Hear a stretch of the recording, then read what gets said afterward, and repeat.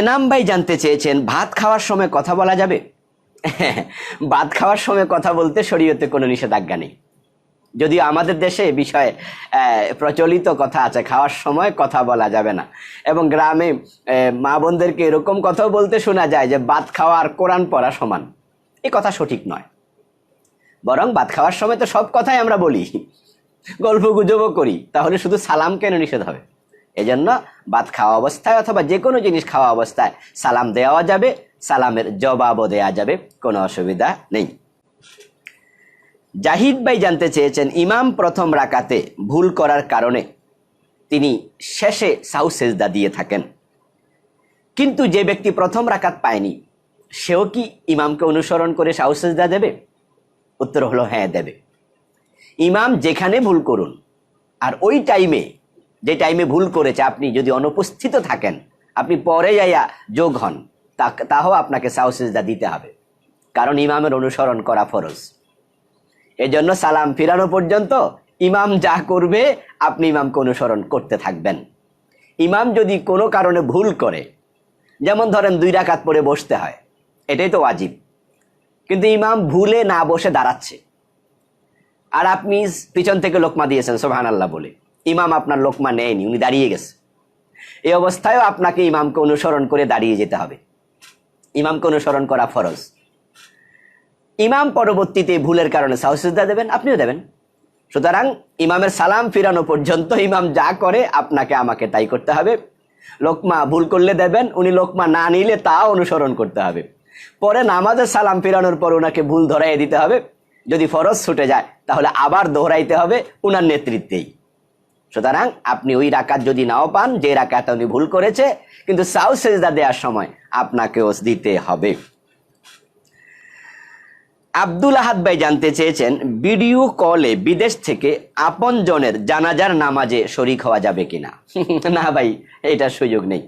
Video কলের মাধ্যমে বিদেশ থেকে আপনি দেশে মারা গেছে এমন কোনো আপন জনের জানাজার নামাজে অংশগ্রহণ করবেন? এই অবস্থায় বিদ্যুৎ চলে গেল, নেটওয়ার্ক ফল্ট করলো, ওয়াইফাই লাইন ডিসকানেক্ট হলো, তো আপনি কি করবেন? সুতরাং ইসলাম এই জাতীয় অস্পষ্টতার উপরে, সন্দেহের উপরে কোনো ইবাদতকে স্বীকৃতি দিতে পারে না। রাতুল ভাই জানতে চেয়েছেন, আত্মহত্যাকারী কি চিরস্থায়ী জাহান্নামী? আত্মহত্যাকারী যদি কাফের হয় তাহলে নিশ্চয় চিরস্থায়ী জাহান্নামী, তার কুফরির কারণে। আর আত্মহত্যাকারী যদি মুসলিম হয় তাহলে আত্মহত্যার কারণে সে কাফের হয়ে যাবে না। আত্মহত্যা একটি কবিরা গুনাহ, নিকৃষ্ট একটি কাজ, এটা খুবই খারাপ কাজ, কিন্তু এই কবিরা গুনার কারণে সে কাফের হয় না। তো যেহেতু সে কাফের হবে না, সেই হেতু সে চিরস্থায়ী জাহান্নামী হওয়ার কথা নয়। তবে আত্মহত্যা করা একটি চরম জঘন্য একটি কাজ। ইন্নামাল আমালু বিল খাওয়াতিম, মানুষের শেষ কর্মের উপরে ডিপেন্ড করবে সে ভালো নাকি মন্দ। যে আত্মহত্যা করে সে তো কবিরা গুনাহ করে মরে, তাও আবার সুযোগটাও তার থাকে না। এই জন্য এটা খুবই জঘন্য। হাদিসে আসছে, যে যাহা দিয়ে নিজেকে হত্যা করবে কবরের মাঝে তাকে ওই শাস্তিটাই বারবার দেয়া হবে। যদি কেউ ফাঁসির রশিতে ঝোলে তাকে তার জাহান্নামের শাস্তি এভাবে দেয়া হবে। যদি কোনো ব্যক্তি বিষ পান করে জাহান্নামের আগুনে ফেলে তাকে বারবার বিষ পান করানো হবে। যদি কোনো ব্যক্তি নিজেকে নিজে ছুরি দিয়ে হত্যা করে, বুকে ছুরি মারে জাহান্নামের আগুনে, তাকে এই শাস্তি বারবার দেয়া হবে, দেয়া হতেই থাকবে। এই জন্য এই কাজটি কোনোভাবে করা যাবে না। আমরা একটু এই বিষয়ে একটু লম্বা উত্তর দিচ্ছি যে আসলে আত্মহত্যা কেন করে মানুষ। কারণ দুনিয়াতে মানুষ মনে করে যে আমি আর বেঁচে লাভ নেই, তাই সে নিষ্কৃতি চায়, নিজেকে হত্যা করার মাধ্যমে সে বিপদ থেকে বাঁচতে চায়, এই টেনশন থেকে মুক্ত হতে চায়, নিষ্কৃতি চায়। আসলে যারা আত্মহত্যা করে তারা কি টেনশন থেকে বাঁচে? আরো বড় টেনশনে পড়ে, কারণ কবরে গেলে ফেরেশতা তাকে মারতে শুরু করবে। তো সে তো বাঁচতে চাইছিল, আসলে কি বাঁচতে পারলো? সে আত্মহত্যা করার কারণে জাহান্নামী হবে, ফেরেশতার মাইর খাওয়া লাগবে, কবরে সে জাহান্নামের আগুনে থাকবে। এই জন্য এই কাজটি কেউ করবেন না। আত্মহত্যা কোনো সমাধান নয়। লাইফ ইজ এ স্ট্রাগল, জীবন সংগ্রাম। এটা বেঁচে থাকার সংগ্রাম করে বেঁচে থাকতে হবে, এতে সমাধান হয় না আত্মহত্যায়। তবে হ্যাঁ, যদি সে মুমিন হয় তাহলে আশা করা যায় চিরস্থায়ী জাহান্নামী হবে না। ঈমানের কারণে হয়তো আল্লাহ তাকে কখনো মুক্তি দেবেন।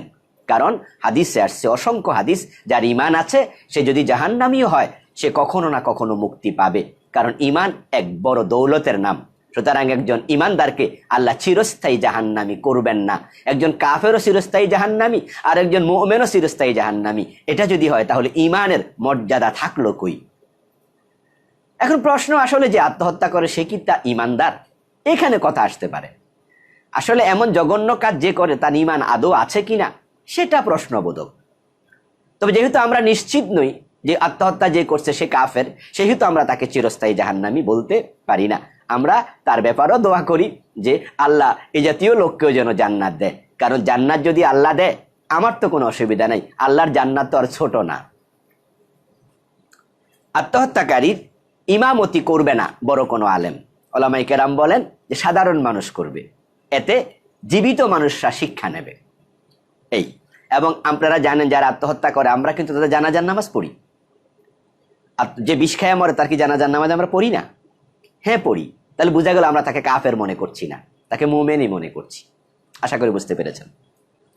ইয়াহিয়া ভাই বলেছেন যদি মাটি পাওয়া না যায় তাহলে বালু দিয়ে তায়াম্মুম করা যাবে কিনা? নিশ্চয়ই যাবে, কারণ বালুও তো মাটি, বালুটাও তো মাটির অংশই। এজন্য মাটি জাতীয় যা আছে সিমেন্ট দিয়েও করা যাবে, এটাও বালি থেকে। এভাবে আপনি যদি কোথাও কিচ্ছু না পান আপনি ওয়ালের মাঝে হাত মেরেও তায়াম্মুম করতে পারবেন, কারণ সেখানেও বালির অংশ আছে। আশা করি বুঝতে পেরেছেন। তবে এটা পবিত্র হওয়া শর্ত, সাইদান তাইয়্যিবা, পবিত্র মাটি। বেলাল ভাই জানতে চেয়েছেন উনি যে কাজ করেন সেটা আঠার কাজ। যখন তিনি অজু করতে যান তখন আঠা পরিষ্কার করে কিন্তু ওঠে না, এই অবস্থায় কি অজু করা যাবে, নামাজ হবে? হ্যাঁ, যদি আপনার আঠাটা হালকা হয়, এমন জাতীয় আঠা যেটা দিয়ে অজুর পানি অলরেডি হাতের স্কিনের মাঝে, চামড়ার মাঝে পৌঁছে যাবে, তাহলে কোনো অসুবিধা নেই। কিন্তু আঠা যদি গাঢ় হয়, স্কিন পর্যন্ত পৌঁছবে না, তাহলে তো অজু হবে না। এই অবস্থায় আপনাকে অবশ্যই এমন কোনো মেডিসিন সাথে রাখতে হবে যেটা ইউজ করার সাথে সাথে আপনি অজুর আগে দিয়ে ইউজ করবেন যেন আপনার ওই আঠাটা উঠে যায়। এবং আপনি সতর্কতার সাথে, যেহেতু আপনি নামাজি মানুষ, তাই আপনাকে অবশ্যই এখানে সিনসিয়ার হওয়া লাগবে যে আমি নামাজ পড়বো, তাই এমন আঠা আমি ইউজ করছি যেটা হাত দিয়ে ডোলে সাবান দিয়ে তুলতে পারবো না, তাহলে আমাকে ওই ঔষধ রাখতেই হবে, ওই মেডিসিনটা ইউজ করব যেটা দিয়ে আমি আঠা তুলতে পারবো এবং আমার নামাজ পড়তে হবে। তবে কোনোভাবেই ওই আঠা শক্ত থাকলে যেটা ভেদ করে স্কিনে পানি পৌঁছবে না, ওই আঠা হাতে রেখে অজু করলে অজু হবে না। নামাজ ছাড়ার কোনো সুযোগ নাই, আপনাকে সতর্কতার সাথে কাজ করতেই হবে। রনি ভাই জানতে চেয়েছেন ধূমপানরত ব্যক্তিকে সালাম দেয়া যাবে কিনা? চমৎকার প্রশ্ন। হ্যাঁ, কিছু লোক রাস্তায় ধূমপান করতে করতে হাঁটে, ওই ব্যক্তি বিড়ি টানতেছে, আপনি তাকে সালাম দেবেন কিনা? এটা অনুত্তম, কারণ সে কবিরা গুনায় লিপ্ত। ধূমপানকে একদল আলেম বলেছেন সরাসরি হারাম। তাদের দলিল লা তুলকু বিআইদিকুম ইলা তাহলুকা, ধূমপান বিষপান, অতএব সাবধান, এটা দেহের জন্য চরম ক্ষতিকর, তোমরা নিজদেরকে ধ্বংসের দিকে ঠেলে দিও না, আল্লাহ তাআলা বলেছেন। তাই তারা বলছেন এটা কবিরা গুনাহ, যেহেতু ধূমপানে ক্ষতি হয়। আরেক দল আলেম বলেছেন এটা মাকরুহে তাহারিমি, কবিরা গুনাহ কিন্তু হারাম না, মাকরুহে তাহারিমি। আর ওই আলেমরা বলছেন হারাম। তো এখন মাকরুহে তাহারিমি যেটা, এটাও তো হারামের কাছাকাছি। সুতরাং একজন লোক হারাম কাজ করছে, ওই অবস্থায় তাকে সালাম দেয়াটা এটা অনুত্তম। বরং তাকে সালাম না দিয়ে তাকে বুঝানো দরকার যে আপনি এই কাজ করার কারণে সালাম পাওয়ার যোগ্য না। তবে এরপর যদি আপনি সালাম দিয়ে দেন একজন মুসলিমকে, আপনি দিতে পারেন। তাহের ভাই জানতে চেয়েছেন অজুতে ব্যবহৃত পানি ট্যাপের নিচে বালতিতে জমা করে ওই পানি আবার পসরা পায়খানার পরে ইউজ করা যাবে কিনা? না, যাবে না রে ভাই, এটা ঠিক হবে না। কারণ অজুতে আপনি যে পানি ব্যবহার করেছেন ওই ব্যবহৃত পানিটা হয়তো পবিত্র, আপনার হাতে কোনো ময়লা ছিল না, আপনি অজুতে ব্যবহার করছেন, আপনার পায়েও ময়লা ছিল না, এমন অবস্থায় এই পানিটা নিজে পবিত্র, কিন্তু সে পবিত্র করতে পারবে না, তাহের কিন্তু মুতাহহের না। ব্যবহৃত পানি আলমা আল মুস্তামাল, ব্যবহৃত পানি সে নিজে তাহের হতে পারে, পবিত্র, যদি আপনার অঙ্গে কোনো ময়লা না থাকে, কিন্তু সে মুতাহহের না, সে অন্যকে পবিত্র করতে পারে না। তো টয়লেট ইউজের পরে তো আমাদের পবিত্র হওয়া লাগবে, তো ওই পানি তো পবিত্রকারী নয়, তাই আমরা এই পানিটা ব্যবহার করব না। সাখাওয়াত ভাই জানতে চেয়েছেন, তাশাহুদ পড়া শেষ হওয়ার আগেই ইমাম যদি সালাম ফিরিয়ে ফেলে কি করতে হবে? আপনাকেও সালাম ফেরাতে হবে। আপনি তাশাহুদ পড়ছেন একটু ধীরে ধীরে, ইমাম সাহেব পড়েছে একটু তাড়াতাড়ি, হয়তো উনার তাশাহুদ, দোয়া মাসুরা, দোয়া দুরুদ সব শেষ, হ্যাঁ, কিন্তু আপনার তাশাহুদে শেষ হয় নাই। এই অবস্থা উনি সালাম ফিরিয়ে দিয়েছে, তাকে অনুসরণ করা ফরজ, সুতরাং আপনাকেও সালাম ফিরিয়ে ফেলতে হবে। আশা করা যায় আপনার নামাজের কোনো ক্ষতি হবে না ইনশাআল্লাহ। আলহামদুলিল্লাহ, ইতোমধ্যে অনেকেই সামিল হয়েছেন আমাদের সাথে। তা আপনারা যারা এখনো শেয়ার করেননি, মেহরবানি করে একটু শেয়ার করে দিন, অন্য মুসলমান ভাইদের শোনার সুযোগ করে দিন।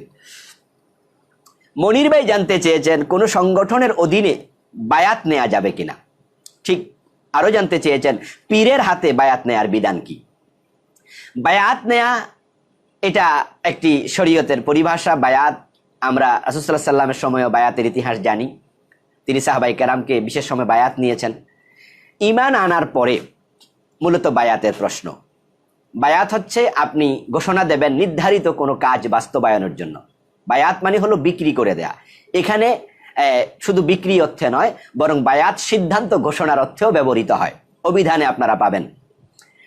রাসূল সাল্লাল্লাহু আলাইহি ওয়াসাল্লাম বায়াতের রিজওয়ান নিয়েছেন যখন হুদায়বিয়াতে হযরত আলী রাদিয়াল্লাহু তাআলা আনহুকে, হযরত ওসমান রাদিয়াল্লাহু তাআলা আনহুকে হত্যা করা হয়েছিল, এরকম একটি ঘোষণা শোনা গেছে, তথ্য পাওয়া গেছে। যদিও উনাকে হত্যা করা হয়নি, হযরত ওসমান রাদিয়াল্লাহু তাআলা জীবিতই ছিলেন, কিন্তু এখানে সাহাবায়ে কেরাম বায়াত নিয়েছিলেন। বায়াতটা কিসের উপরে? বায়ানা আলাল মাউত। তারা বলছে আমরা মৃত্যুর বায়াত নিলাম, অর্থাৎ প্রতিশোধ নেব ওসমান হত্যার, প্রয়োজনে শহীদ হব কিন্তু পালিয়ে যাব না। এরপরে যারা ঈমান এনেছে, মদিনার লোক মক্কাতে হজের মৌসুমে রাসূল সাল্লাল্লাহু আলাইহি সাল্লাম তাদের থেকে বায়াত নিয়েছিলেন আকাবা, বায়াতে আকাবা, প্রথম বায়াতে আকাবা, দ্বিতীয় বায়াতে আকাবা, আপনারা শুনে থাকবেন, তৃতীয় বায়াতে আকাবা। সেখানে ছিল আনুগত্যের বায়াত, যে আমরা আপনাকে সাহায্য করব, আপনি মদিনায় যখন আসবেন আমরা আনুগত্য করব। এইভাবে রাসূল তখন কিন্তু প্রেসিডেন্ট ছিলেন না, তখন তিনি মক্কায় ছিলেন। তো বায়াতটা মূলত আমিরের সাথে সম্পৃক্ত, যারা আমির হয় তাদের সাথে। কিন্তু যদি আপনি আমির নয় এমন ব্যক্তির হাতেও বায়াত নিতে চান, তাহলে উলুল আমর হিসাবে আপনি কোনো দায়িত্বশীলের হাতে বায়াত নিতে পারবেন। যেমন বিশ্বনবী তখন আমির ছিলেন না, তখন তিনি মদিনার প্রেসিডেন্ট ছিলেন না, খলিফা ছিলেন না, রাষ্ট্রপ্রধান ছিলেন না। তো রাষ্ট্রপ্রধান যদি ইসলামী রাষ্ট্রের রাষ্ট্রপ্রধান বায়াতের জন্য, আনুগত্যের জন্য বলে, তখন তার হাতে বায়াত নেওয়া ওয়াজিব হয়ে যায়। আর রাসূলের হাতে বায়াত নেওয়া ফরজ যদি রাসূল আহ্বান করে। আর সাহাবীদের হাতে অর্থাৎ আমিরের হাতে আবু বকর সিদ্দিক যখন বায়াত নিয়েছেন, সেই বায়াত নেওয়া ওয়াজিব। ওমর রাদিয়াল্লাহু তাআলা বায়াত নিয়েছেন সাহাবাদের পক্ষ থেকে খলিফা হওয়ার পরে, সে বায়াত নেওয়া ওয়াজিব। তো আজকেও যদি ইসলামী রাষ্ট্রের রাষ্ট্রপ্রধান বায়াত নেয়, এটা ওয়াজিব। তবে ইসলামের বাহিরের কোনো বিধানের ক্ষেত্রে এই বায়াত প্রযোজ্য হবে না, শরীয়তের আলোকে তার বায়াতটা গ্রহণযোগ্য। উনি যদি ইসলামের বাহিরে কোনো আদেশ দেয়, সে বায়াত গ্রহণযোগ্য না। তো যেহেতু এখন আমিররা বায়াত নিচ্ছে না, সেহেতু আপনি যদি আপনার কোনো দলের নেতার হাতে বায়াত নেন উলুল আমর হিসাবে, তাহলে আপনি বায়াত নিতে পারবেন। তবে ওই বায়াতটা ব্যক্তির বায়াত না, এটা হবে মূলত আল্লাহর আনুগত্যের বায়াত। ইন্না সালাতি ওয়া নুসুকি ওয়া মাহইয়ায়া ওয়া মামাতি লিল্লাহি রাব্বিল আলামিন। আপনি আমিরের কাছে ঘোষণা করলেন যে আমার নামাজ, রোজা, কোরবানি, জীবন মরণ আমি সবকিছু আল্লাহর জন্য ঘোষণা করলাম, করে আমি ইসলাম কায়েমের জন্য অথবা এই বিধানগুলো কায়েমের জন্য অথবা অমুক জেহাদের জন্য আমি বায়াত নিলাম, শপথ নিলাম, সিদ্ধান্ত ঘোষণা করলাম, এটা নেওয়া যেতে পারে।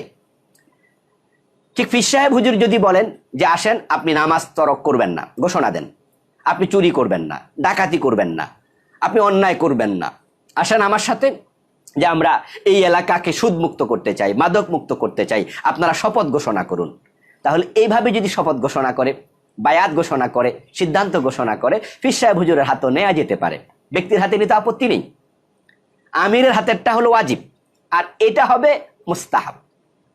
এখন যদি কোনো ব্যক্তি উনার হাতে বায়াত না নেয়, তার কোনো গুনাহ হবে না। যে পীর সাহেব ডাকছে আসেন আমার সাথে একাত্ম হন, একমত হন, ঘোষণা করি, কোনো দল ডাকছে বলল যে আসুন আমাদের সাথে, যে আমরা বাংলাদেশ ইসলাম কায়েম করব, মাদক মুক্ত করব, আমরা চোরাচালান মুক্ত করব, আমরা অন্যায় মুক্ত করব, আমরা একমত হই, সিদ্ধান্ত ঘোষণা করি, আমরা শপথ নিলাম। আপনি যদি নাও যান, আপনার গুনাহ হবে না। এই কাজগুলো আপনি পছন্দ করেন না, কিন্তু ওই ব্যক্তির হাতে অথবা ওই দলের হাতে আপনি বায়াত নেয়া, আপনি মনে করলেন যে আমি যাব না, এটা মুস্তাহাব। কিন্তু রাষ্ট্রপ্রধান যদি বলে, তাহলে আবার ওয়াজিব হয়ে যাবে। কিন্তু আবার ভণ্ড বায়াত, যেটা ভণ্ডামি চলছে আমাদের দেশে বায়াতের নামে, সেটা কোনোভাবে স্বীকৃত নয়। এখন তো যারা ঢোল তবলা বাজায়, নামাজ রোজা নাই, তারাও বায়াত করাচ্ছে। এই সমস্ত বায়াতের কিসের বায়াত? এগুলো বায়াত তো হবে শরীয়তের পক্ষে, দ্বীনের পক্ষে। আশা করি বুঝতে পেরেছেন। মোবারক ভাই জানতে চেয়েছেন, কারো গাছের কোনো ফল যদি না বলে খেয়ে ফেলি, ছোটকালে খেজুর গাছ থেকে রস খেয়ে ফেলেছি না বলে, ইত্যাদি ইত্যাদি, এখন সেটা পরিশোধ করব কেমনে? বাস্তব কথা, কারণ খেজুরের রস খাইছে, এটা তো হজম হয়ে গেছে। কারো গাছের আম খেয়ে ফেলছে চুরি করে না বলে, এখন আম পাইবো কই? ওই গাছের আম তার পেট থেকে বাইর করতে পারবে না। এখন পরিশোধ করার সুযোগ, এক নাম্বার হলো আপনি বলে ক্ষমা চেয়ে নেবেন, তাহলে আর পরিশোধ লাগবে না। তিনি যদি ক্ষমা না করেন তাহলে মূল্য পরিশোধ করে দেবেন। যদি বলে যে না আমার গাছের আম খাইছো, আমি মাফ করব না, তাহলে আপনি আমের মূল্য কত হইতে পারে টাকা দিয়ে দেন। আর যদি ওই ব্যক্তিকে পাওয়া না যায় যার হক আপনি খেয়েছেন, তাহলে আপনি তার পক্ষ থেকে সওয়াবের নিয়ত ব্যতীত সাদাকা করে দেন। আশা করা যায় আল্লাহ তাআলা ক্ষমা করবেন। ইকবাল ভাই জানতে চেয়েছেন, দেনমোহর নির্ধারণ করার সময় বরের মনে নিয়ত ছিল যা লেখুক লিখুক, বিয়ের পরে বউ থেকে মাপ নিয়ে নেব, জায়েজ হবে কিনা? না, এত হালকামি ভালো না। যদিও বিয়ের পরেও আপনি চাইলে আপনার স্ত্রী থেকে মাপ নিতে পারবেন, যদি স্ত্রী মাপ করে, আল্লাহ ধরবে না, এটা স্ত্রীর হক, সে চাইলে মাপ দিতে পারবে। কিন্তু আপনি বিয়ের শুরুতেই জাতীয় চিন্তা রাখবেন, এটা ভালো না। এটা একটা চল চাতুরি রাস্তা নেওয়ার মতো, এটা ঠিক নয়, এটা ধোকার মতো। এই জন্য আপনি শুরুতে স্ট্রং থাকবেন যে আমি এত টাকা দিতে পারবো, এর চেয়ে বেশি দিতে পারবো না, এর বেশি আমার মহারণা নির্ধারণ করলে আমি বিয়ে করতে রাজি নই, আমি পারবো না। যদি মেয়ে পক্ষ রাজি হয় বিয়ে করবেন, না হয় আরেকটা মেয়ে বিয়ে করবেন, এটা বাদ দেন। কারণ যারা মহারানা নিয়ে ধাক্কাধাক্কি করে তারা ভালো মানুষ না। মহারানা মেয়ের পক্ষ থেকে কোনো পণ নয়, মেয়ে বিক্রি করা নয়, এটা ইসলামের দেয়া একটি বিধান, এটা মেয়ের একটা অধিকার, হক ইসলাম দিয়েছে। কিন্তু এটা নিয়ে আবার ব্যবসা শুরু করা হবে, খুবই জঘন্য। এখন আমাদের দেশে এটা চলছে। মেয়ে পক্ষ 10 লাখের নিচে 5 লাখের নিচে দিতে চায় না, আবার মেয়ে পক্ষ জানে যে দিব না, তো কেন 5 লাখ? মনে মনে বলে হ্যাঁ মামলা দিমু, তালাক দিয়া দেখো, এলাকারে কয় দেখাই দিমু।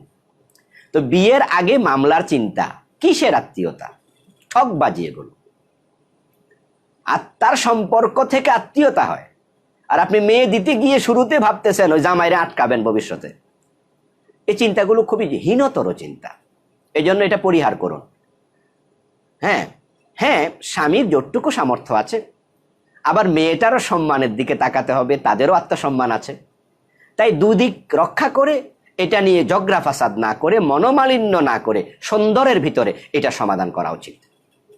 কিন্তু আমাদের দেশে শুধুমাত্র মহারানা নিয়ে বিবাহ ভেঙে যায়। এর মানে বিবাহ হওয়ার কথা ছিল, এখন আর হবে না, সব ঠিক হয়েছে, শুধু মোহর নিয়ে ঝগড়া লেগে বিবাহটা ভেঙে গেল।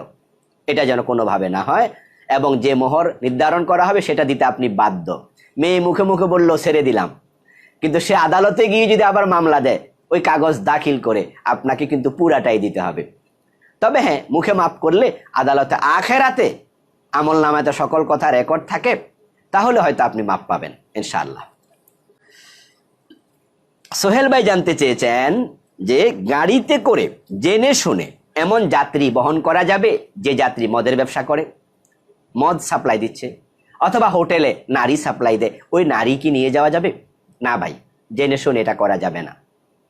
আল্লাহ তাআলা কোরআন মাজিদে বলছেন, ওয়ালা তাআওয়ানু আলাল ইসমি ওয়াল উদওয়ান, তোমরা কোনো গুনার কাজে, সীমা লঙ্ঘনের কাজে কাউকে সাহায্য করো না, বরং তাআওয়ানু আলাল বিররি ওয়াত তাকওয়া, তোমরা ভালো কাজে সাহায্য করো। তো জেনে বুঝে আপনি এমন লোকদেরকে বহন করবেন না। আর যদি আপনি না জানেন তাহলে আল্লাহ তাআলা পাকড়াও করবেন না। আল মামুন ভাই জানতে চেয়েছেন, ভিতর নামাজে 2 রাকাত পড়ার পর যদি না বসি নামাজ হবে? হ্যাঁ, নিশ্চয়ই হবে।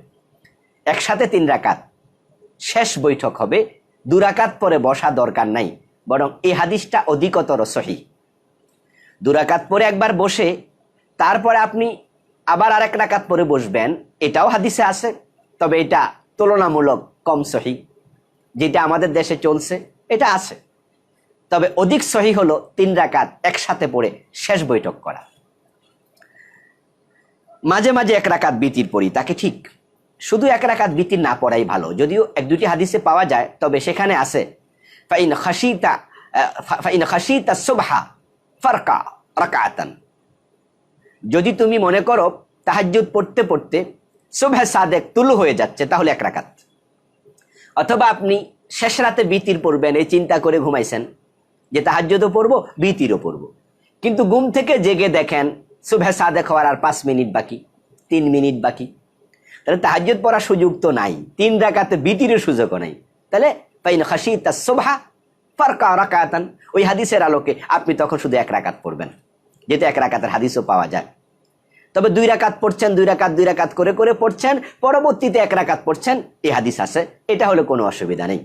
আর শুধু 1 রাকাত যদি পড়তে চান, তাহলে আপনি আগে 2 রাকাত করে কিছু পড়ে নিয়েন। আর ওই শুধুমাত্র সুবহ সাদেক তুলু হওয়ার সম্ভাবনা আছে, এটা হলে শুধু 1 রাকাত পড়া যেতে পারে। আবু তাহের ভাই জানতে চেয়েছেন, জানাজার নামাজে ইমাম সাহেবের সাথে 1-2টি তাকবীর ছুটে গেল, তাহলে কি করতে হবে? আপনি নিজে যখন তাকবীরে তাহরিমা বাঁধবেন, যদি কোনো তাকবীর ছুটে থাকে, আপনি বুঝতে পারেন যে শুনতে পেয়েছেন যে 1-2টা তাকবীর হয়ে গেছে, তাহলে আপনি ওই তাকবীরগুলো দিয়ে নেবেন। আর যদি আপনি বুঝতে না পারেন যে কয়টা তাকবীর ছুটেছে, উনি সালাম ফিরানোর পরে বুঝতে পেরেছেন, তাহলে ওই তাকবীরগুলো দিয়ে আপনি সালাম ফিরাবেন। ওই দোয়াগুলো যদি মিসও হয়ে যায়, তাহলে জানাজার নামাজ হয়ে যাবে। ওই দোয়াগুলো পড়া সুন্নাহ, কোনো অসুবিধা নেই, কিন্তু তাকবীরগুলো আপনাকে দিতে হবে। 4 তাকবীর দেয়া আপনার জন্য আবশ্যক। ওয়ালিউল্লাহ ভাই জানতে চেয়েছেন, ইমামের 4র্থ রাকাত আমার 1ম রাকাত, তাহলে এখন ইমাম সাহেব যখন 4র্থ রাকাতে তাশাহুদ পড়বে, আমি কি পড়বো না চুপ থাকবো? আমরা বলতে চাই, চুপ না থেকে আপনি ইবাদতে শামিল হন। তাশাহুদ তো তাসবিহ, আত-তাহিয়াতু লিল্লাহি ওয়াস-সালাওয়াতু ওয়াত-তাইয়্যিবাতু, এগুলো তো তাসবিহ, ভালো জিনিস। এই জন্য শুধু চুপ করে বসে না থেকে ওই তাসবিতে তাশাহুদ আপনি অংশগ্রহণ করুন, যদিও আপনার জন্য ওই তাশাহুদ পড়াটা ওয়াজিব নয়, কারণ আপনার তো 1ম রাকাত মাত্র, কিন্তু চুপ না থেকে ইবাদতে শরীক হয়ে যাবেন। মাহবুব ভাই জানতে চেয়েছেন, প্রস্রাব করার পরে 40 কদম হাঁটাহাঁটি করা, এটা জায়েজ আছে কিনা? এটা অসুন্দর। আমাদের দেশে কিছু কিছু ভাই প্রস্রাব করার পরে লজ্জাস্থান ধরে তারপরে হাঁটাহাঁটি করে, লাফ দেয়, কাশ মারে, পা নাড়ে, আরো কত রকমের ভঙ্গি করে। এটা ইসলামের সৌন্দর্যের সাথে সাংঘর্ষিক, এগুলো কোরআন হাদিসে নাই। তবে হ্যাঁ, আপনাকে সতর্ক থাকা লাগবে, আপনার প্রস্রাব যদি না ঝরে, কমপ্লিট না হয়, তাহলে আপনি পানি ইউজ করবেন না। আপনি পানি ইউজ করলেন, আবার প্রস্রাবও ঝরলো, তাহলে তো আপনার কাপড়টাই নাপাক হয়ে গেল। এই জন্য আপনি কিছু সময়, আমরা নিজেরাও তো অনুভব করি যে আমার প্রস্রাবটা শেষ হলো কিনা। আপনি যে টিস্যু ইউজ করেন, তাহলে টিস্যুতে আপনি দেখবেন যে প্রস্রাব আর আসছে কিনা। যদি আপনি মাটির ঢিলা ইউজ করেন, কুলুক ইউজ করেন, আপনি কুলুকে দেখতে পাবেন প্রস্রাব আসছে কিনা। আর প্রত্যেকে তো নিজের ব্যাপারে ওয়াকিবহাল যে আমার প্রস্রাব কতক্ষণ ঝরতে পারে। কিন্তু এটা ধরে লাফালাফি দপাদপি করা, 40 কদম গনা, এরপরে পুরুষ মহিলা হেঁটে যাচ্ছে আর আপনি লজ্জাস্থানে হাত দিয়ে কাপড় উঁচু করে হাঁটতেছেন, এগুলো কেমন রুচি? এই জন্য পারত পক্ষে এটা করবেন না।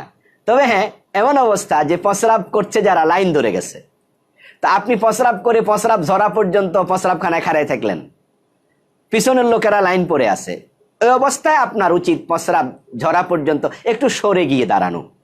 তবে এমন জায়গায় দাঁড়ানো যেখানে আপনার এই অবস্থা দেখে অন্যরা বিব্রত না হয়। কিন্তু অনেকে দেখা যায় যে এরকম করে হাঁটাহাঁটি করতেছে, লাফালাফি করতেছে, আর পাশ দিয়ে পুরুষ মহিলা হেঁটে যাচ্ছে, এগুলো নোংরামি। এটা ইসলামের সৌন্দর্যের সাথে একবারে বেমানান, এটা আশা করি করবেন না। আরেকজন ভাই জানতে চেয়েছেন, মিলাদ কিয়াম করা জায়েজ আছে কিনা? হ্যাঁ ভাই, দুরূদ শরীফ পড়া জায়েজ, দাঁড়িয়ে পড়া যাবে, বসে পড়া যাবে, শুয়ে পড়া যাবে, কিন্তু এবং মিলাদও জায়েজ আছে। মিলাদ মানে রাসূলের জন্ম বৃত্তান্ত নিয়ে আলোচনা করা, মিলাদ মানে জন্ম। তো যদি কোনো অনুষ্ঠানে আমরা রাসূল সাল্লাল্লাহু আলাইহি ওয়াসাল্লামের জন্ম নিয়ে আলোচনা করি, আলোচনা তো হতেই পারে বিশ্বনবীর জন্ম নিয়ে, কিন্তু আমাদের দেশে যে মিলাদ অনুষ্ঠান হয়, এখানে রাসূলের জন্ম নিয়ে কোনো আলোচনা হয়? নাম দিছে মিলাদ, কিন্তু বাস্তবে রাসূলের জন্ম নিয়ে আলোচনাই হয় না। তাহলে এটা মিলাদ হলো কেমনে? আসলে নামটাই ব্যাঠিক। যদি মিলাদ অনুষ্ঠান হয়, রাসূলের জন্ম নিয়ে আলোচনা হবে, তাহলে এটার নাম হলো মিলাদ। কিন্তু মিলাদ অনুষ্ঠানে আমরা দুরূদ শরীফ পড়তেছি, দোয়া করতেছি, এটার নাম দিলাম মিলাদ। তো কেমনে হলো? এটা ঠিক হলো না তো। নাম দিলেন কি, কাম করলেন কি? আর দুরূদ শরীফ শুধুমাত্র যদি হয়, তাহলে আপনি বসে পড়বেন, দাঁড়ায় পড়বেন, শুয়ে পড়বেন, অসুবিধা নাই। কিন্তু আপনি কিছুক্ষণ বসে বসে পড়ে হঠাৎ করে দাঁড়াইলেন, ইয়া নবী সালাম আলাইকা বলে রাসূলকে সালাম দিলেন, আপনি বললেন যে এখন দাঁড়াইলে রাসূল আইসা গেছে, তাহলে তো ইমানই থাকবে না। রাসূল হাসবে? রাসূল কি সব জায়গায় উপস্থিত? সব জায়গায় হাজির নাজির, এক হাজির আছেন, দেখতে পান একমাত্র আল্লাহ। নাহনু আকরাবু ইলাইহি মিন হাবলিল ওয়ারিদ, আমি তোমাদের শাহরগের চেয়ে আরো কাছে। আলিমুম বিযাতিস সুদূর, তোমার অন্তরে কি আছে সেটাও তিনি জানেন। তিনি সব কিছু দেখেন, তোমরা যেখানে থাকো সব দেখেন। এটা তো আল্লাহর গুণ। তা আপনি রাসূলকে সালাম দিচ্ছেন, ওনার সালাম মদিনায় পৌঁছানোর জন্য ফেরেশতা আছে।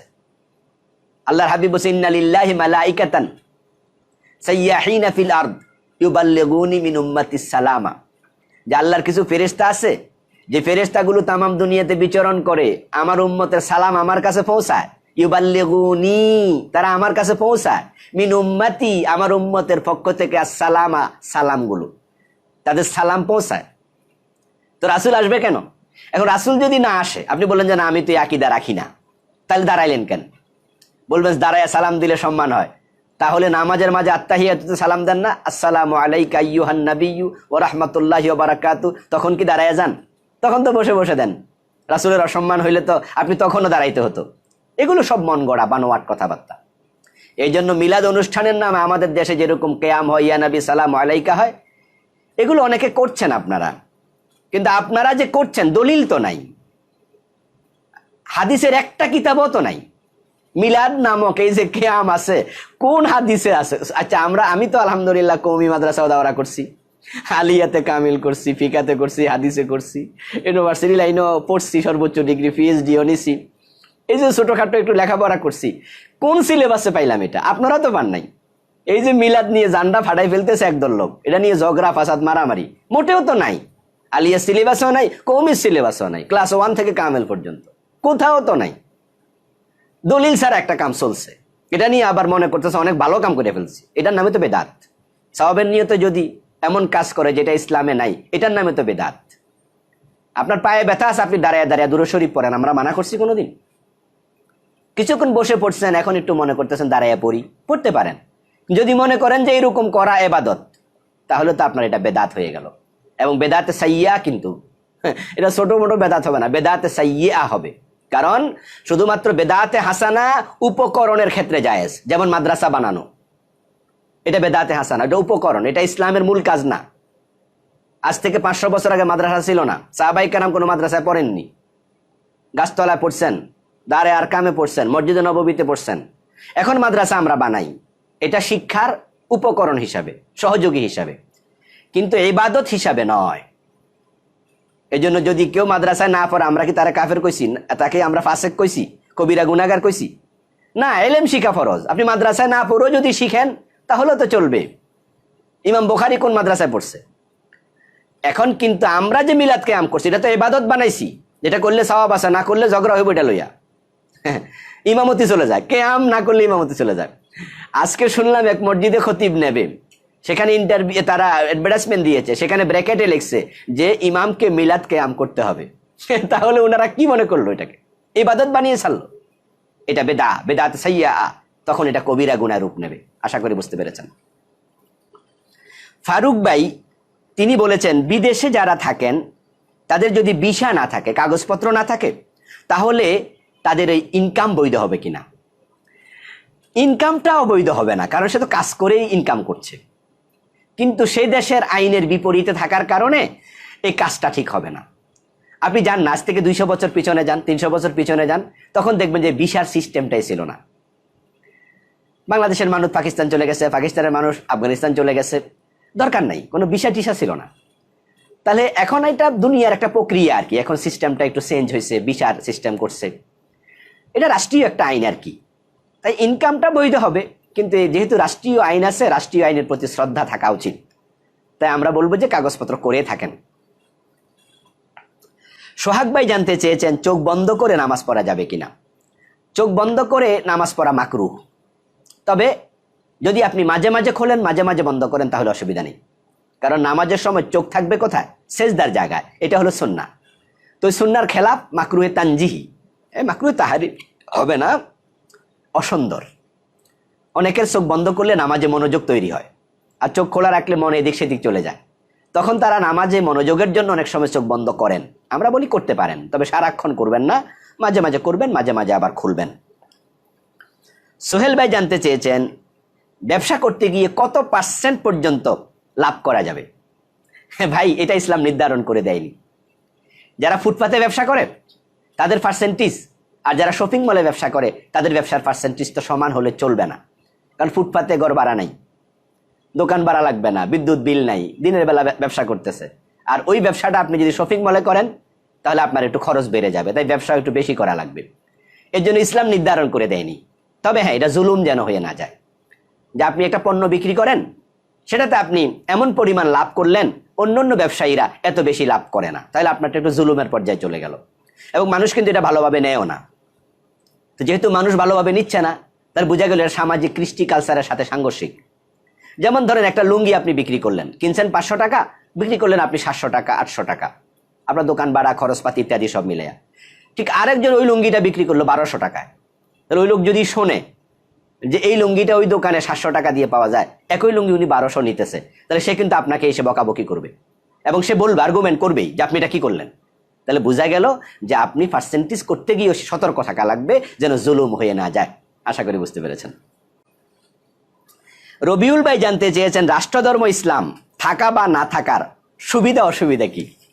আমার ভাইয়েরা, হ্যাঁ, কিছুদিন আগে এই প্রসঙ্গটা খুব শক্ত ছিল, এই গত সপ্তাহেও। রাষ্ট্রধর্ম ইসলাম নিয়ে আজ থেকে 28 বছর আগে রিট করা হয়েছিল। যখন প্রেসিডেন্ট এরশাদ রাষ্ট্রধর্ম ইসলাম ঘোষণা করে, তখন বাংলাদেশের 15 জন নাগরিক, যদিও তাদেরকে বিশিষ্ট বলা হয়, বিশিষ্ট নাগরিক, আসলে বিশিষ্ট না, কোনো বিশিষ্ট না, এই মানুষগুলো মূলত ইসলাম বিরোধী, ওরা রিট করেছিল এর বিরুদ্ধে। রায় হয়েছে গত কয়দিন আগে, 28 বছর পরে।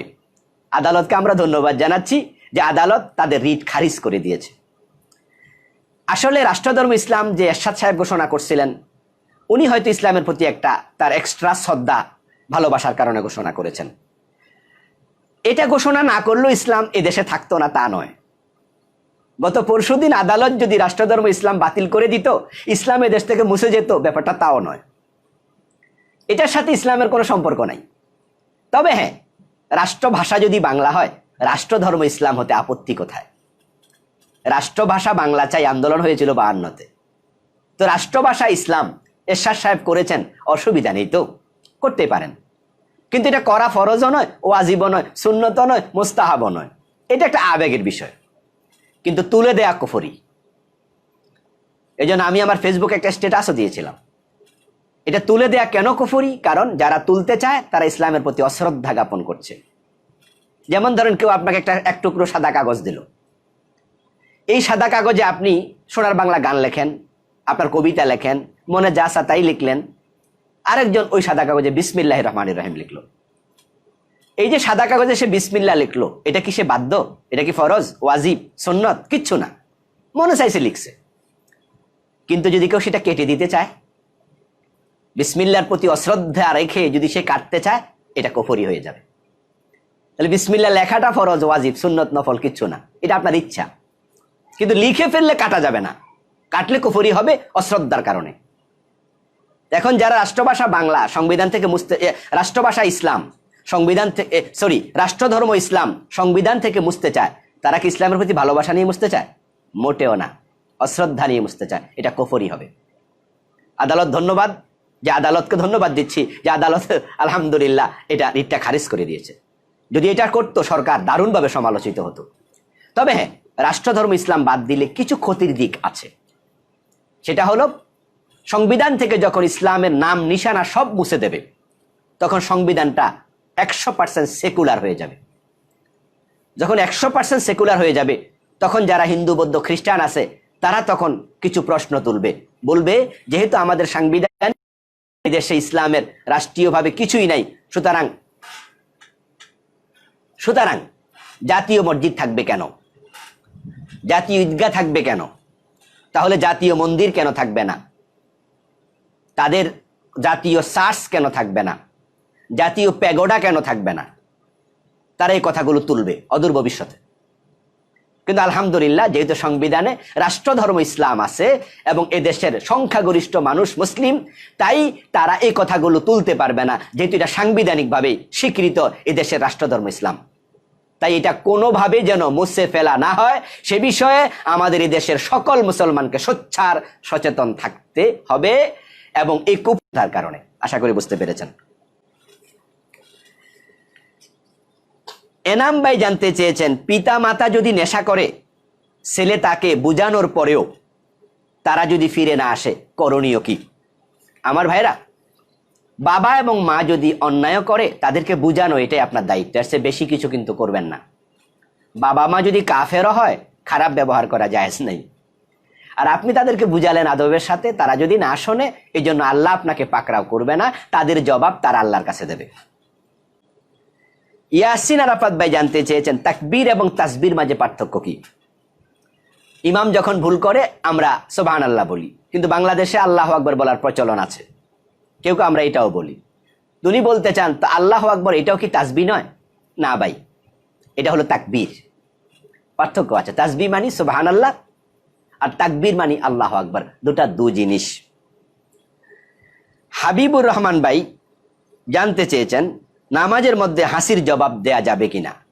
না, নামাজের মাঝে হাসি দিয়ে আলহামদুলিল্লাহ বলা যাবে না, হাসির জবাব ইয়ারহামুকাল্লাহ বলা যাবে না।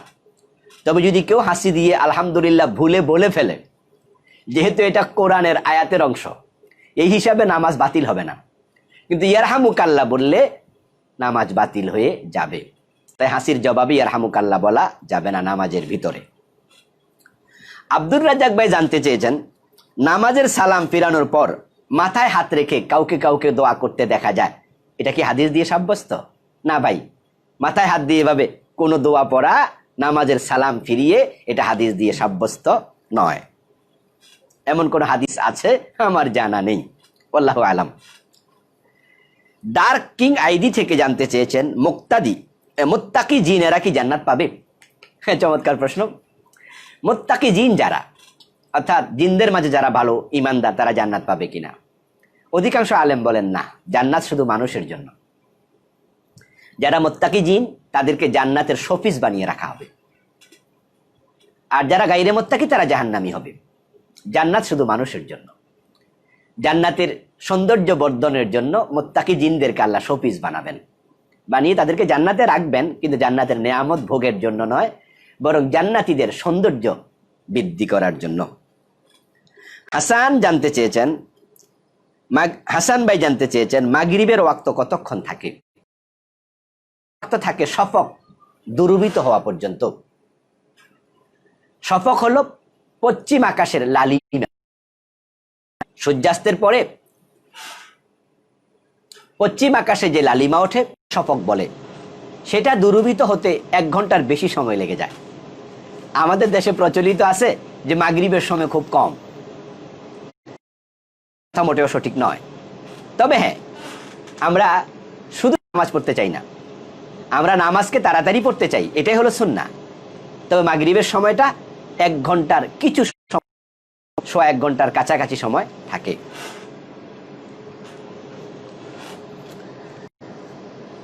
হারুন ভাই জানতে চেয়েছেন, নামাজের আগেও পরে শুধু শুধু সেজদা করা যাবে?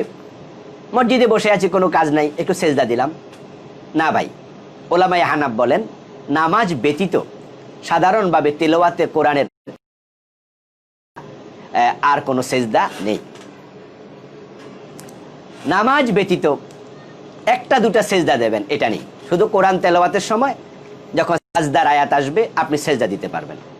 কিন্তু এমনিতে আপনি সেজদা দিতে যদি চান তাহলে আপনি নামাজ পড়ুন, অতিরিক্ত নফল নামাজ পড়বেন।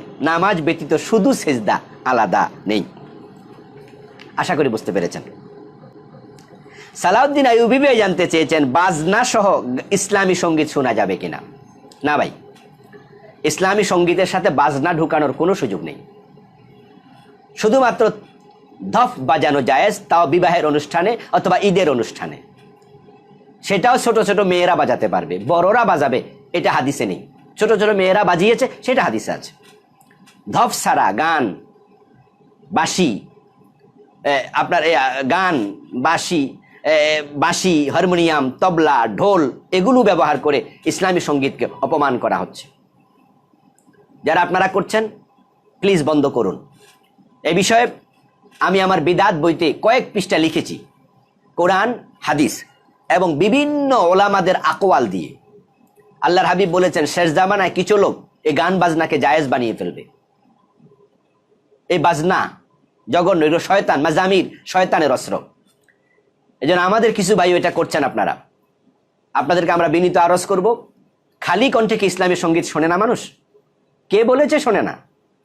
বরং আপনি বিকৃত হয়েছেন, আপনার চিন্তায় বিকৃতি ঢুকেছে প্রিয় ভাই। আপনি যাদের কাছ থেকে ইসলামী সঙ্গীত শুনেছেন, আপনার সেই মতিউর রহমান মল্লিক ভাই কি বাজনা দিয়ে গান গাইছিল? সাইমুমের কত চমৎকার চমৎকার গান আছে, কলরবের কত চমৎকার চমৎকার গান আছে। খালি কণ্ঠে কোরআনের তেলাওয়াত কি মানুষকে আকৃষ্ট করে না? কেন বাজনা ঢুকাতে হবে? কে বলেছে আপনাকে যে বাজনা ঢুকাতে হবে?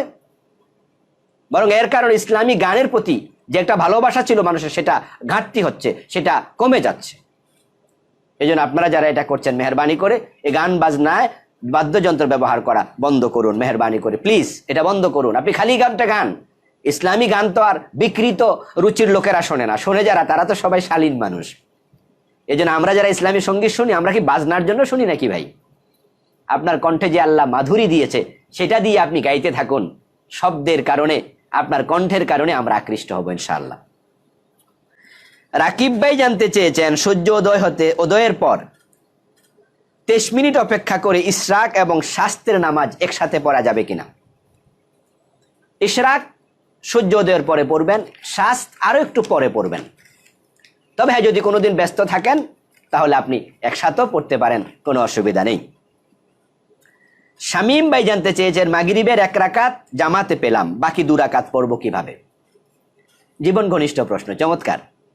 মাগরিবের 1 রাকাত আপনি জামাতে পেয়েছেন, তাহলে বাকি 2 রাকাত ইমাম সালাম ফিরানোর পরে আপনি আর 1 রাকাত পড়বেন, পরে আপনি বসবেন। শেষ রাকাত পরে তো আবার বসতে হবে, তাহলে আপনার 3 বার বৈঠক হয়ে যাবে। আর আপনি ইমামের সাথে যে রাকাত পেয়েছেন সে রাকাতে কিন্তু আপনি শুধু সূরা ফাতিহা পড়েছেন, মানে পেয়েছেন ইমামের সাথে, কেরাত কিন্তু পাননি। তো যেহেতু আপনি কেরাত পাননি, আপনার কেরাত বাকি রয়ে গেল, তাই পরবর্তী 2 রাকাত আপনি সূরা ফাতিহার সাথে কেরাত মিলিয়ে নেবেন। আশা করি বুঝতে পেরেছেন। আব্দুল মান্নান ভাই জানতে চেয়েছেন ইমাম মেহরাবের ভিতর দাঁড়িয়ে নামাজ পড়লে নামাজ হবে কি? নিষিদ্ধ নয়। মেহরাব পবিত্র জায়গা, এটা মসজিদের মতোই পবিত্র জায়গা। তো রাস্তার আইলে দাঁড়াইয়া যদি নামাজ পড়লে নামাজ হয়, তাহলে মসজিদের ভিতরে মেহরাবে দাঁড়াইয়া নামাজ পড়লে হবে না কেন? কেউ কেউ মাকরু বলেছেন, তাদের মাকরু বলার দলিল আমার জানা নেই। পবিত্র জায়গা, নামাজ হবে। আর মেহরাব মসজিদেরই অংশ, এটা মসজিদের বাহিরে কিছু নয়। মেহরাব যুদ্ধের অস্ত্র রাখার জন্য এটা বানানো হতো আগে। তখন সাহাবায়ে কেরাম বিভিন্ন সময় যুদ্ধে যেতেন, অস্ত্র সাথে সাথে থাকতো। আরবদের একটা অভ্যাস ছিল যে তারা তলোয়ার সাথে রাখতো, এটা আঞ্চলিক অভ্যাস। যেমন আমাদের পার্বত্য চট্টগ্রামে গেলে দেখবেন সেখানে যারা উপজাতি আছে, সে যেই উপজাতি হোক, তাদের হাতে একটা দাও থাকে। অধিকাংশ উপজাতিকে আমি নিজেও দেখেছি যে একটা হাতে দা নিয়ে হাঁটে, এটা আঞ্চলিক অভ্যাস। তা আরবদের তলোয়ার হাতে থাকতো, তো নামাজের সময় সামনে রেখে একত্র করে, তাই এটাকে মেহরাব বলা হচ্ছে। এখন এটা দরকার নেই, খালি জায়গা আছে, কেউ দাঁড়িয়ে নামাজ পড়তে চাইলে কোনো আপত্তি ইসলামে নেই। তবে আমরা মসজিদে দাঁড়িয়ে নামাজ পড়ি, হয়তো সেজদাটা মেহরাবে দিই, কিন্তু আপনি পুরা সেজদা নামাজও যদি সেখানে দাঁড়িয়ে পড়েন শরীয়ভাবে কোনো সমস্যা নেই, এটা পবিত্র জায়গা বটে। আবুল হাশেম ভাই জানতে চেয়েছেন 4 রাকাত বিশিষ্ট নামাজ ইমামের সাথে 2 রাকাত পেলে বাকি 2 রাকাতে সূরা মিলাতে হবে? হ্যাঁ, আপনি মিলাবেন, কারণ যেহেতু 2 রাকাত পেয়েছেন, 2 রাকাতে ইমাম সাহেব সূরা ফাতিহা পড়েছে, সূরা মিলায়নি। যদি আপনিও শেষ 2 রাকাতে সূরা না মিলান, 4 রাকাতে সূরা ব্যতীত হলো। এই জন্য আপনি সূরা মিলাবেন। এ বিষয়ে আমি আমার উস্তাদদের সাথেও কথা বলেছি, ওনারা এই মতামতই ব্যক্ত করেছেন। আরিফ ভাই জানতে চেয়েছেন ইসমে আজম বলতে কি বোঝায়? আল্লামা ইবনে উসাইমিন কে প্রশ্ন করা হয়েছিল, উনি বলছেন ইসমে আজম হুয়া আল্লাহ। আল্লাহ শব্দটাই হলো ইসমে আজম।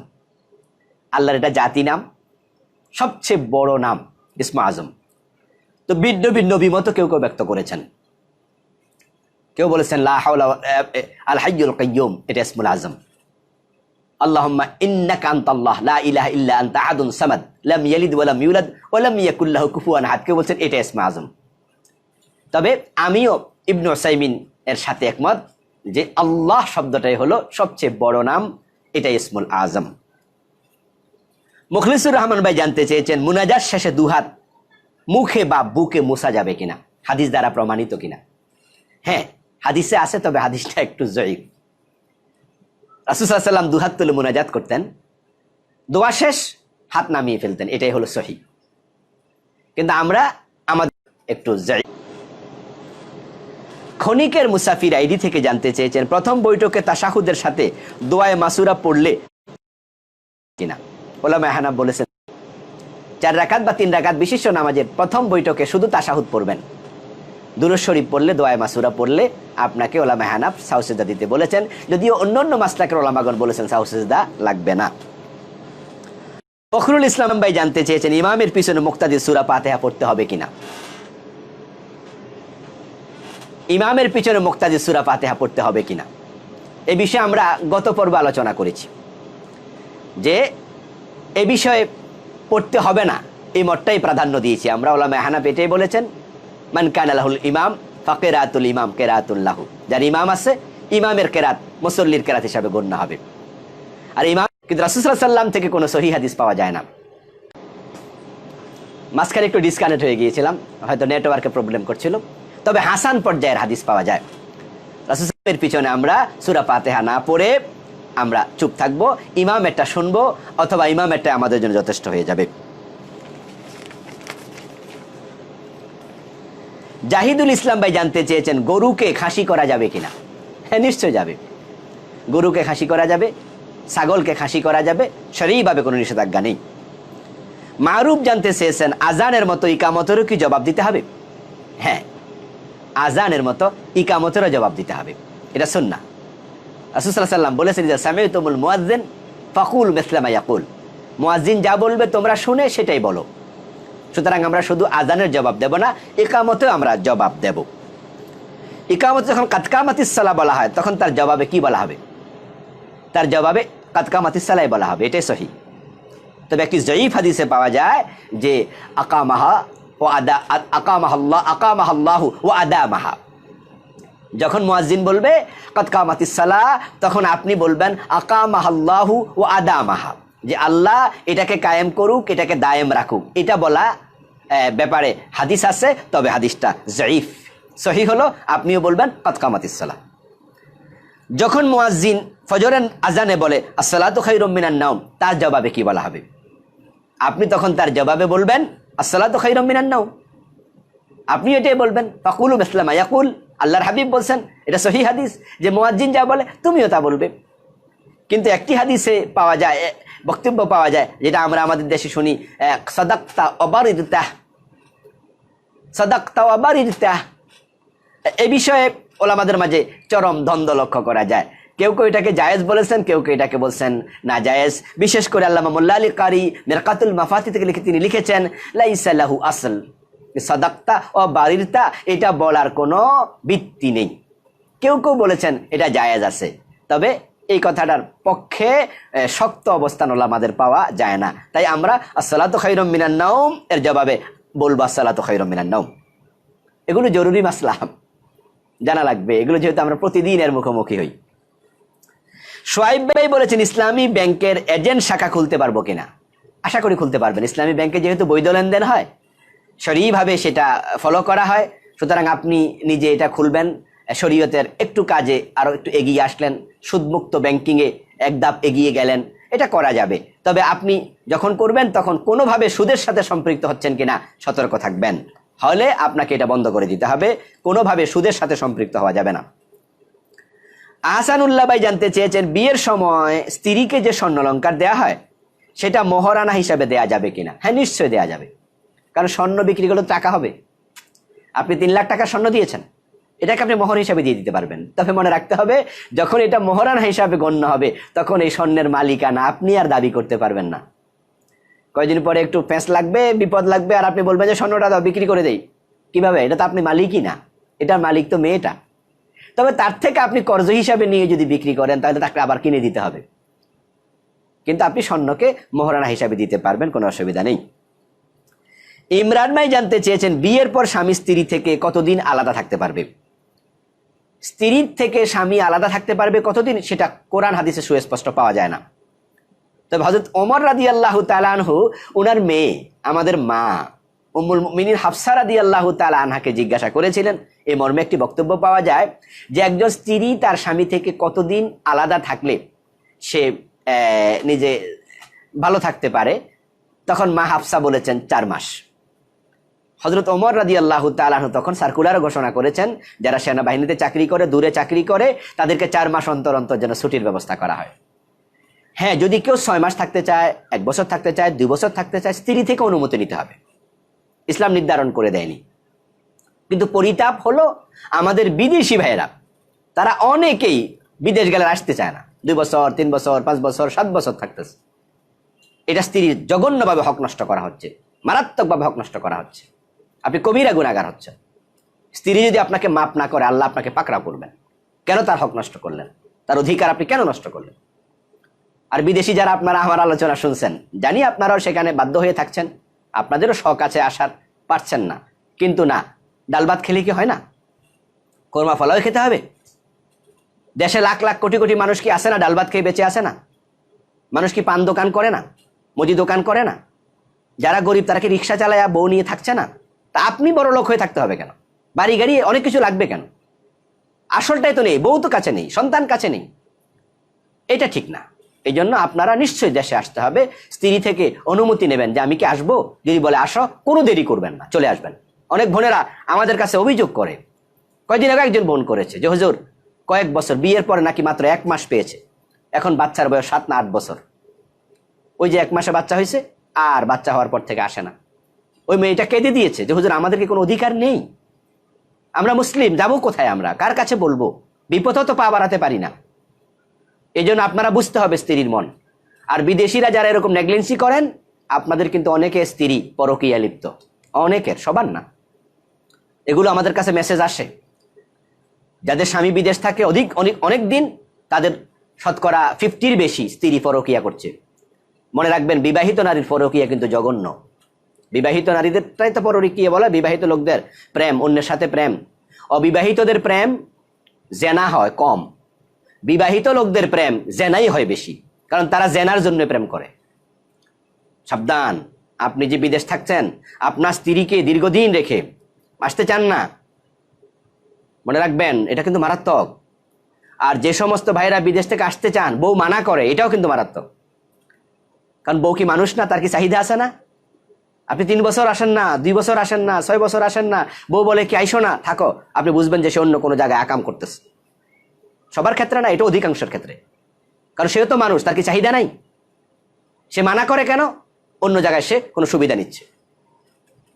আর যদি বাস্তবতা হয় যে না, এই যে সে বাস্তবতার কারণে মানা করছে, আপনার ঋণ আছে, সমস্যা আছে, এগুলোও থাকতে পারে 2-একটা। কিন্তু আমি সবাইকে তো আর একরকম বলছি না, বিষয়টা আপনারা মাথায় রাখবেন মেহরবানি করে। কারণ আমাদের বোনেরা আমাদের কাছে অভিযোগ করছে যে হুজুর, আমাদের স্বামীরা আমাদের ঠকাচ্ছে। এই জন্য তাদের অনুমতি নিয়ে থাকবেন, কিন্তু আশা করি বুঝতে পেরেছেন। আবুল কালাম ভাই জানতে চেয়ে যে সোনালী ব্যাংক থেকে পাওয়া সুদের টাকা মেয়েদের দান, নিজের মেয়েদেরকে দান হিসাবে দেয়া যাবে কিনা? হ্যাঁ, গরিবকে দেবেন, নিজের মেয়েকে না। সোনালী ব্যাংক থেকে আসা যে সুদের টাকা, কিছু টাকা আপনার সোনালী ব্যাংকে হয়তো ছিল, সেখান থেকে কিছু সুদ পেয়ে গেছেন, ওই টাকাটা আপনি নিজের মেয়েকে দান করবেন না, বরং আপনি ওই টাকাটা গরিবদেরকে দেবেন। মেয়েদেরকে যেমন গরিব হলো জাকাত দেয়া যায় না, ঠিক সুদের টাকাটাও দেবেন না, এটা অন্য গরিবদেরকে দেবেন। আর নিজের মেয়েদেরকে নিজের ভালো টাকা থেকে, হালাল টাকা থেকে দেবেন। বেলাল হোসেন ভাই জানতে চেয়েছেন প্রতিবন্ধী ব্যক্তির ইমামতি জায়েজ কিনা? হ্যাঁ, প্রতিবন্ধিত্ব যদি হয়, যেটা দিয়ে সে দাঁড়ায় নামাজ পড়তে পারে, তাহলে ইমামতি জায়েজ। অন্ধ হলে অসুবিধা নেই, ইমামতি করতে পারবে। তবে যদি কানে না শোনে, এমন ব্যক্তির ইমামতি প্রশ্নবোধক, কারণ সে ভুল করলে পিছন থেকে লোকমা দিলে লোকমাও শুনবে না। এই জাতীয় লোক ইমামতি না করা উচিত। অথবা এতটা প্রতিবন্ধী যে সে সুস্থ বোধ করে না, দাঁড়াইয়ে নামাজ পড়তে পারে না, সে কেঁপে কেঁপে পড়ে যায়, তাহলে না। কিন্তু প্রতিবন্ধিত্ব কম, তাহলে সে পড়তে পারবে। রাসূল সাল্লাল্লাহু আলাইহি ওয়াসাল্লাম হযরত আপনার আব্দুল্লাহ ইবনে মাকতুম রাদিয়াল্লাহু তাআলা আনহুকে ইমাম বানিয়ে যেতেন যখন রাসূল মদিনা থেকে বের হতেন কোথাও, অথচ তিনি অন্ধ ছিলেন। তো অন্ধ সাহাবী আব্দুল্লাহ ইবনে মাকতুম রাদিয়াল্লাহু তাআলা আনহু উনি ইমামতি করতেন। এতে বোঝা যায় প্রতিবন্ধিত্ব নিয়ে ইমামতি করা যায়। ফাহমিদা একজন বোন জানতে চেয়েছেন, বেসরকারি শিক্ষকদের বেতনের বিনিময়ে ব্যাংক থেকে কনজুমার লোন তোলা জায়েজ কিনা। লোন নেওয়া যাবে, ওই লোন পরিশোধ করতে গেলে ওই পরিমাণ টাকাই দিতে হবে। আপনি 5 লাখ টাকা লোন নিয়েছেন, 5 লাখ দিতে হবে। কিন্তু যদি আপনি ব্যাংক বলে যে আরো 10 টাকা বেশি দেবেন, তাহলে সুদ হয়ে যাবে, জায়েজ হবে না। শুধুমাত্র ওই পরিমাণ জায়েজ, যে পরিমাণ নেবেন ওই পরিমাণ দেবেন। তো ব্যাংক আপনাকে এটা দেবে না, কারণ ব্যাংক তো পাবলিকের টাকা চলে, ওরা সুদ নেবে, সুতরাং সেটা জায়েজ হবে না। রুমান ভাই জানতে চেয়েছেন, ওয়াসিলা শব্দের অর্থ কি? কারো ওসিলা ধরে দোয়া করা যাবে? ওসিলা শব্দের অর্থ হলো মাধ্যম। আবার ওসিলা ওয়াবতাগু ইলাইহিল ওয়াসিলা, ওসিলা মানে হলো এখানে আত-তাকাররুব ইলাল্লাহ বিল ইবাদা, ইবাদতের মাধ্যমে আল্লাহর নৈকট্য প্রার্থনা করা। তো ওসিলা মানে মাধ্যম যদি হয়, সেটাও আছে। আপনি আল্লাহ তাআলার কোরআনের ওসিলা, আল্লাহ তোমার কোরআনের ওসিলা আমাকে মাফ করে দাও, তোমার গফফার নামের ওসিলা আমাকে মাফ করে দাও, আপনার আমল নেকামল, আল্লাহ আমি নামাজ পড়েছি, কোরআন তেলাওয়াত করেছি, এর ওসিলা তুমি আমাকে মাফ করে দাও, এভাবে এই জাতীয় ওসিলা করা যাবে। রাসূল সাল্লাল্লাহু আলাইহি ওয়াসাল্লামের ওসিলা ধরে সাহাবারা দোয়া করেছেন, সহিহ বুখারীতে পাওয়া যায়, উনার জীবদ্দশায়। কিন্তু আল্লাহর হাবিবের ইন্তেকালের পরে উনাকে ওসিলা করে আর দোয়া করেন নাই, দোয়া করেছেন রাসূলের চাচা আব্বাসকে ওসিলা করে। বৃষ্টি হচ্ছিল না, তখন বলা হলো রাসূল যখন জীবিত আমরা রাসূলকে ওসিলা করে দোয়া করতাম, আল্লাহ তুমি বৃষ্টি বর্ষণ করতে। এখন তো রাসূল নাই, উনার চাচা আব্বাসের ওসিলা ধরে তোমার কাছে দোয়া করছি, তুমি বৃষ্টি বর্ষণ করো। তাহলে জীবিত যারা নেককার তাদের ওসিলা ধরে দোয়া করা এই হাদিস দিয়ে সাব্যস্ত। কিন্তু মৃত মানুষ তার ওসিলা ধরে দোয়া করা হাদিস দিয়ে সাব্যস্ত নয়। কারণ আপনি যাকে পীর বলছেন সে ঈমান নিয়ে মারা গেছে, কোনো গ্যারান্টি আছে? যে আপনি যে পীর সাহেবের মুরিদ, উনার ওসিলা ধরে আপনি দোয়া করতেছেন যে আল্লাহ আমাদের এই পীর সাহেব হুজুর অমুক হুজুর তমুক হুজুর ওসিলা আমাকে মাফ করে দাও। আচ্ছা, উনি ঈমান নিয়ে মারা গেছে, আদৌ কি কোনো গ্যারান্টি আছে? আমরা আশা করি ঈমান নিয়ে মারা গেছে, কিন্তু নিশ্চিত না। তো যদি উনি ঈমান নিয়ে মরতে না পারে, অথবা উনি ঈমান নিয়ে মারা গেছে ধরেন, কিন্তু খারাপ আমলের কারণে উনি দোজখে আছে, এখন আপনি এমন লোকের ওসিলা ধরলেন যেই লোকের উপর আল্লাহ নারাজ, সে দোজখে আছে, কবর জাহান্নাম, তো আল্লাহ আপনার দোয়া কবুল করবে তো? যে এমন লোকের ওসিলা ধরলা, হে নিজে তো বিপদে আছে। এই জন্য আমরা মৃত ব্যক্তিদের ওসিলা ধরে দোয়া করব না, দোয়া করব আমরা আল্লাহ তাআলার নামের ওসিলা ধরে। এবং জীবিত কোনো ভালো লোক যাকে আপনি চিনছেন, কাছে আছে, যে আপনি তার আমলগুলো জানেন যে না সে খুব ভালো, তাহলে ওই হাদিস দিয়ে এটা হতে, আশা করি বুঝতে পেরেছেন। সম্মানীয় ভাইয়েরা, আলহামদুলিল্লাহ আমরা ইতিমধ্যে অনেকগুলো প্রশ্নের জবাব দিয়েছি। প্রশ্ন এসেছে কয়েকশো, তার মাঝে আমরা 50-52টার মতো হয়তো জবাব দিয়েছি। আশা করি আমরা উপকৃত হব ইনশাল্লাহ। যারা অনেকেই প্রশ্ন করেছেন, সকলের প্রশ্নের জবাব দিতে পারিনি, কারণ আমরা কমেন্টে পরে দেখি কয়েক হাজার প্রশ্ন জমা হয়ে যায়, তো সবগুলো নেওয়া সম্ভব নয় একদিনে, এবং আপনারা একসাথে বিরক্ত হবেন বেশি কথা বললে। তাই আমরা যা শুনলাম তাকে আমরা আমল করি। আমি বারবার বলি, প্রশ্ন একজনের, উত্তর আমাদের সবার। আমরা আশা করি উপকৃত হব ইনশাআল্লাহ। আগামী শুক্রবারে আবার এই সময়ে দেখা হবে, যদি আল্লাহ তাআলা বাঁচিয়ে রাখেন, সুস্থ রাখেন। এ পর্যন্ত আমরা সকলে ভালো থাকি, আল্লাহ আমাদের ভালো রাখুন, আল্লাহর কাছে প্রার্থনা করছি আল্লাহ আমাদের সকলকে ঈমানের সাথে রাখুন। যাদের জবাব দিতে পারিনি তাদের কাছে দুঃখ প্রকাশ করছি। যারা সালাম দিয়েছেন ওয়ালাইকুম আসসালাম বলে সালামের জবাব দিচ্ছি। এবং শেষ দিকে নিবেদন করছি, যারা এখনো শেয়ার করেননি, মেহরবানি করে একটু শেয়ার অপশনে টিপ দিয়ে দেন, তাহলে এই আলোচনাগুলো অনেক মুসলমান ভাই বোনেরা শুনে উপকৃত হবে ইনশাআল্লাহ। আবার আগামী সপ্তাহে দেখা হবে এই প্রত্যাশা ব্যক্ত করে আজকের মতো শেষ করছি। সুবহানাকাল্লাহুম্মা বিহামদিক, আশহাদু আল্লা ইলাহা ইল্লা আনতা, আস্তাগফিরুকা ওয়া আতুবু ইলাইক। ওয়াসসালামু আলাইকুম ওয়া রাহমাতুল্লাহি ওয়া বারাকাতুহু। মিসবাহ ভাই প্রশ্ন করেছেন, মা যদি তার ছেলেকে বদদোয়া দেয় আর ছেলে যদি সে বদদোয়ার উপযুক্ত নাও হয়, তাহলেও কি বদদোয়া কবুল হবে? হ্যাঁ ভাই, মা বাবার বদদোয়া বিনা দোষে দিলেও কবুল হয়, এটাই হাদিসে পাওয়া যায়। সহিহ বুখারীতে এসেছে, জুরাইজ নামক আল্লাহর এক প্রিয় বান্দাকে তার মা বদদোয়া দিয়েছিলেন। জুরাইজের কোনো দোষ ছিল না। বানি ইসরাইলের জুরাইজ মুজাবুদ দাওয়া ছিলেন, দোয়া করলে দোয়া কবুল হয়ে যেত, এতটা আল্লাহওয়ালা মানুষ। নামাজে ছিলেন, মা বাহির থেকে আহ্বান করেছেন, ডেকেছে, জুরাইজ, উনি ঘরের ভিতরে দরজা বন্ধ নামাজ পড়ছেন, জবাব দিতে পারেননি।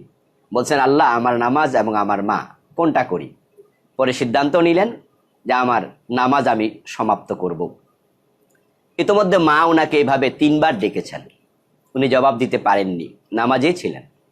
মা রাগান্বিত হয়ে বলেছে, কোনো ব্যভিচারিণী নারীর চেহারা না দেখে তোর যেন মৃত্যু না হয়। এ দোয়া কিন্তু কবুল হয়ে গিয়েছিল।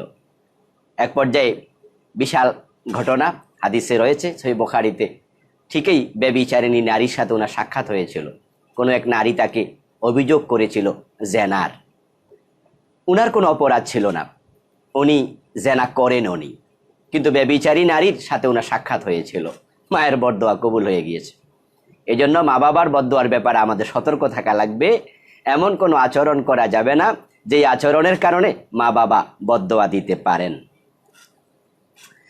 আরিফ ভাই জানতে চেয়েছেন, ফজরের আজান দেওয়ার পর মুয়াজ্জিন যদি বারবার আসসালাতু খায়রুম মিনান নাওম বলতে থাকে, ঠিক হবে কিনা? ওলামায়ে কেরাম বলেছেন এটা ঠিক নয়, কারণ আজানের মাঝেই তো হাইয়া আলাস সালাহ আছে, আজানের মাঝেই তো ফজরের সময় আসসালাতু খায়রুম মিনান নাওম বলা আছে। তো আজানের পরে যদি আবার বারবার আপনি ডাকাডাকি করেন, তাহলে আজানকে হালকা করা হয়। এই জন্য ওলামায়ে কেরাম বক্তব্য দিয়েছেন যে অধিকাংশ আলেম এ বিষয়ে একমত পোষণ করছেন এবং বলছেন যে আজানের পরে যেন ডাকাডাকি না হয়, এতে আজানের গুরুত্বটা কমে যেতে পারে। তবে ডাকলে গুনাহ হয়ে যাবে ব্যাপারটা তা নয়। রিজওয়ান ভাই জানতে চেয়েছেন সালাতুদ দুহা কত রাকাত? সালাতুদ দুহা সেটা আমরা স্বাভাবিকত ইশরাকের পরে পড়ে থাকি। সূর্য যখন আলো বিকরণ করে, সূর্যের আলো বিকিরিত হওয়ার পরে আমরা এটা পড়ে থাকি 8টা 9টা 10টার দিকে। সূর্য হেলার আগ পর্যন্ত এটা পড়া যায়, সূর্য সোজা হওয়ার আগ পর্যন্ত এটা পড়া যায়। এই নামাজটা 2 রাকাত সর্বনিম্ন, আর সর্বোচ্চ 12 রাকাতও হাদিসে পাওয়া যায়। রাসূল সাল্লাল্লাহু আলাইহি ওয়াসাল্লাম আওয়াবিন, ইশরাক, সালাতুদ দুহা 2 রাকাতও পড়েছেন, 4 রাকাতও পড়েছেন, 6 রাকাতও পড়েছেন। ফতহে মক্কার দিন তিনি 8 রাকাত পড়েছেন, রাওয়ায়াত এসেছে। এইভাবে পড়া যায়। আর হাদিসে আছে সালাতুল লাইল ওয়ান নাহার মাসনা মাসনা, দিন এবং রাতে নফল নামাজ যদি কেউ পড়ে 2 রাকাত করে পড়বে। সুতরাং আপনারা সর্বনিম্ন 2 রাকাত পড়তে পারবেন, সর্বোচ্চ যা মন চায় পড়ার সুযোগ রয়েছে। ইতিমধ্যে যারা আমাদের সাথে সম্পৃক্ত হয়েছেন, আমি বিনীত আরজ করতে চাই আপনারা মেহরবানি করে আমাদের প্রোগ্রামটা শেয়ার করে দিন, তাহলে অন্যান্য ভাইয়েরা বোনেরা উপকৃত হবে ইনশাআল্লাহ। ইটালি থেকে হাসান ভাই জানতে চেয়েছেন যে ওই দেশে এখন বাসা ভাড়া পাওয়া কঠিন, তাই উনি ব্যাংক লোন নিয়ে বাড়ি কিনতে চান, জায়েজ হবে কিনা? হ্যাঁ, ব্যাংক যদি আপনাকে তারা বাড়িটা দেয়, তারা বাড়িটা কোনো কোম্পানি থেকে কিনেছে, তারপরে আপনার কাছে তারা বিক্রি করেছে এবং আপনি ওই ব্যাংকে ওই বিক্রিত টাকাটা কিছু কিছু করে পরিশোধ করবেন। আমি আবার বলছি, আমেরিকাতেও আমি দেখেছি যে সেখানে ব্যাংক লোন নিয়ে মানুষ বেশি সংখ্যক বাড়ি করে। যদি ব্যাংক থেকে সুদি কারবার হয়, হারাম। আপনি ব্যাংক থেকে লোন নেবেন, ব্যাংক থেকে টাকা নেবেন, আর আপনি আপনার নামে বাড়ি কিনবেন, আর ব্যাংকে আপনি ওই সুদের টাকা সহ মূল টাকা লোনের পরিশোধ করবেন, এটা হারাম। কিন্তু যদি ব্যাংক নিজে বাড়িটা ব্যাংকের নামে কিনে, তারপরে ব্যাংক আপনার কাছে বিক্রি করে, তখন আপনি লোনে সেটা পরিশোধ করেন কিস্তিতে, তাহলে এটা আবার জায়েজ আছে। কারণ ব্যাংক আপনাকে টাকা দেয় নাই, দিয়েছে বাড়ি, আপনার কাছে বাড়ি বিক্রি করেছে, আপনি এবার বাড়ির টাকাটা কিস্তিতে পরিশোধ করছেন। এইভাবে যদি হয় তাহলে জায়েজ হবে। কিন্তু সরাসরি ব্যাংক টাকা দেবে, আপনিও আবার টাকা দিতে গিয়ে বেশি টাকা দেবেন, সেটা হারাম, সেটা সুদ। আশা করি বুঝতে পেরেছেন।